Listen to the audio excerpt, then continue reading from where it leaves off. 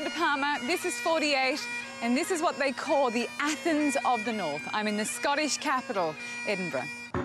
Located in the second largest nation in the United Kingdom, she's stepping on my toes. Scotland's Edinburgh was a centre of the 18th century Enlightenment. And after 300 years of direct rule by London, they've recently got their parliament back. I think there is national pride in it. We meet the people in this newly confident country who are reinventing its oldest traditions. That's sort of pushing the boundaries. And celebrating the new ones, as it hosts the world's biggest arts festival. 2-for-1 tickets because you're gorgeous. Now, because of the Edinburgh Festival, we've had to stay a wee bit out of town because we couldn't get accommodation in the city centre. So we've taken advantage of our guide's wonderful hospitality and we're staying at his house. Now, this is a little unusual to do this, but I've got no reason to complain. Built in the 1890s with 6 bedrooms, 3 bathrooms and a library, it's no wonder our guide, a 28-year-old filmmaker, lives with his mum and dad. So, this is the drawing room. It's amazing. Check it out. I feel completely outdone by you. But with the kilt. Yeah, absolutely. Well, you've got to represent the country, don't you? You're going to show me today what you love about it. Yeah, I mean, the world has come to Scotland this month. We have the Edinburgh Festival. I'm sure you've heard of it, so we could maybe go into town and see what's happening. Brilliant, come on. All right, let's go. Apparently, this is the quickest way to the festival and the Royal Mile. See you down there. Have you ever seen anything like it? Kilt on a skateboard. Don't know where she's gone, man. There was no way I could keep up. Russell? Excuse me? Have you seen a man in a skirt on a skateboard? I know. There you are, I couldn't find you. But Russell insisted it was the only way he'd show me the sights. It's scary. How do I slow down? How do I slow down? Like the castle that dates from the 16th century. There we are, and there we have it. It's beautiful. It's never been taken by force. But it doesn't stand a chance against the tourist invasion on the Royal Mile. This is where it all began, Castle Esplanade, and this goes all the way down to the palace. And then from here, it would grow out, and all around here used to be completely farms and arable land and livestock, and then people would come into the city to trade. That was in the 12th century medieval town, famously smelly because the Royal Mile was piled high with rubbish and sewage. There used to be all residences down each side. This is a perfect example right here. Do you want to tell us a wee bit about this building? This is Gladstone's Land. It's a 17th century tenement building. The height that you lived at was dependent on your wealth. The rich lived on the spacious ground floor, the poor at the top, and the proximity of the classes encouraged open debate. This is where you really get a sense of what it might have been like. It was a debate that led to the Scottish Enlightenment and the philosopher David Hume. He was saying that it wasn't all about the church, it was about the individual as well, and that we're in charge of our own university. And without those ideas, we'd never have the Fringe, the biggest and noisiest of Edinburgh's many summer festivals. This is Fringe Central right here. This is performers all the way down, people giving you flyers, and you just get a real sense of what's happening in the city. Open to anyone who can find the money and space to put on a show. The Fringe is the place to launch a career in theatre or comedy, so long as you're not above touting for audiences yourself. I have to talk to my agent about this. Oh, look at the girls. Handing out flyers. Hey! Doing a play called Rabbit. It's a dark comedy about a dysfunctional family. With the city's population doubling at festival time, accommodation is almost impossible to find unless you own the place at the bottom of the Royal Mile. Who resides there? Well, it's like a summer house for the Queen.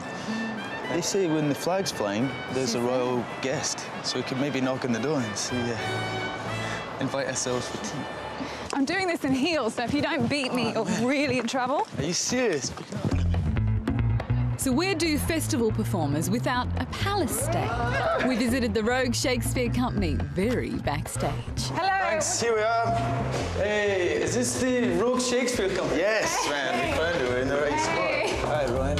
Russell. Yeah. I'm sorry, we've come a bit early for you performers, haven't we? You've not even dressed. I'm on the way.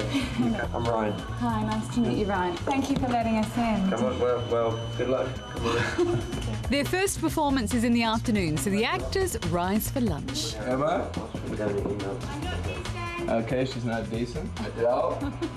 Are you decent? Hello. Hi, I'm Amanda. Hello, nice to meet you. Thanks for having us here. That's okay. How are you Welcome doing? to Rat Mansions. Right. Rat Mansions? It didn't look that bad. The wallpaper Yeah, it's coming off a little bit. The details are failing a little. Yeah, the things you can't see in here are pretty bad. So, I can't show you. really? Tell me what it's been like here.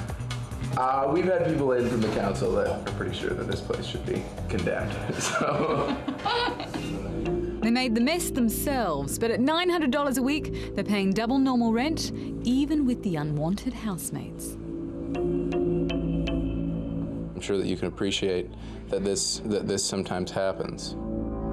Adam had a tricky call to the landlord. They were withholding rent over the mouse issue. Okay, bye now. Any ultimatums? Pay now. Or there's no or just yet. She's like, but you just like you can't do this. I'm doing it. Despite the infestation, recent drama graduate Emma does it for the glamour. You curled your hair for us. Well, this morning I woke up and it was a bit flat, so. How are you finding Edinburgh? I miss it already. I know we haven't left yet, but it's the buzz is just amazing. And like doing the play every day is just so cool. And She's incredibly smiley, isn't she? Yes. Does she smile like this all the time? Absolutely. Adam wasn't very smiley, maybe because Emma had been torturing everyone with her warm-up routine. Well, Emma's room is not as tidy as we see. How do you upset your flatmates? you just like wiggle your body around and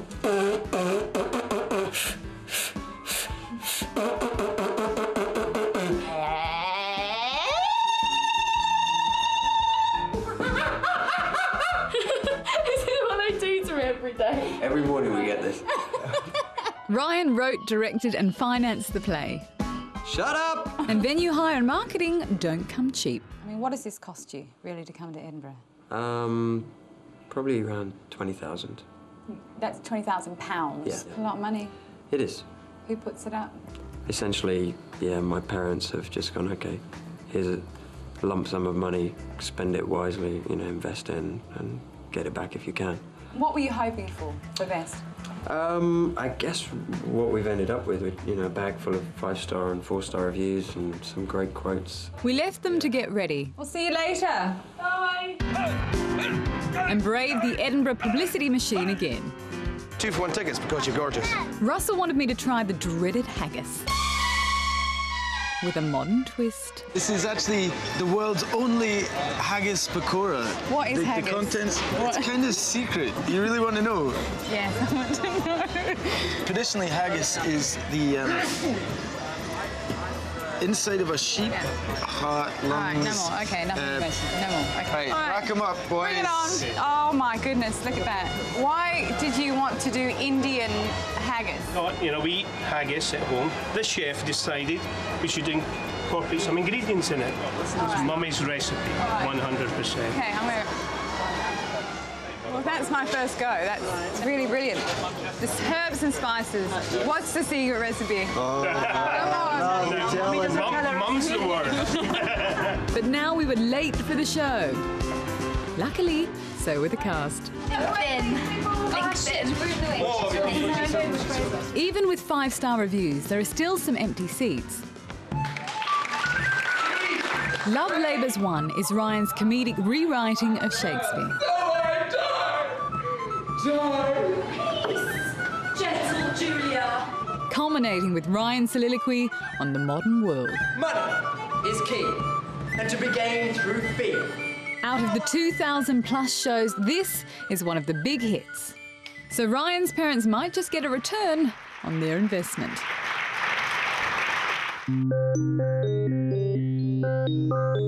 With a history stretching back 2,000 years, a lot of people have lived and died in Edinburgh. And I was going to spend my evening trying to contact the dead. Apparently, when George Mackenzie's coffin was desecrated in 1999, it opened the gates to the other side at Greyfriars Church, and the poltergeist industry has since reported more than 200 attacks. What should we honestly be worried about? If you just tell me if anything's going on, you know, your legs go, you're feeling... Because a lot of people do pass out, and it's not a myth. They do drag people out with the legs. You okay about that, ladies? You understand the dangers, yeah? I do. I'm good. Okay. Russell, we're hoping to lose him on the way. I wanted to know if there was any truth to the claims. Paranormal. We are now entering the Covenanters prison area where the poltergeist's activity basically starts here. No, that was a celebration across town. So, Mark, why is it locked up? It's locked up because of the attacks that have been going on.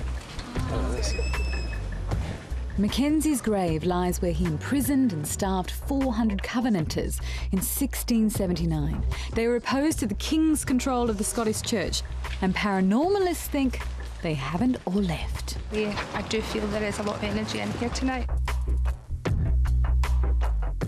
Why do you think they're attacking people? Sometimes people don't know they're dead, you know. They've maybe died with trauma and they don't understand why they're there. And they essentially see us as being in their space. Great. Mark was taking us into the homes of spirits with personal space issues. This is a mausoleum Yeah. where attacks happen a lot. Would you like to come in? Not really, but I have to, don't I? Come in. We'd only just arrived, but Carol had made a friend already. He's about 4. His name's John, and he tends to grab my jumper. What's he told you about him? He's looking for his parents, basically. But And Mark had a dictaphone to prove the paranormal activity. Okay, if there are any spirit entities round about us, please state your name. Really? It's that easy to summon the dead? You just ask them? Okay, if there are any spirit entities round about us, please state your name. You're convinced that's his voice? That's predominantly the way it came through. Yeah. Mike's just been sat there. It sounded like someone had just walked up and gone... You're convinced? Well, I don't know. I mean, but it was only sat there. It sounded like... Yeah, it's true. I've lost my bearings. The batteries and most of our torches and our main camera had died. My torch is dead completely. Just as Mark led us to an even creepier grave. Forward, could you please state your name as loudly and as clearly as possible?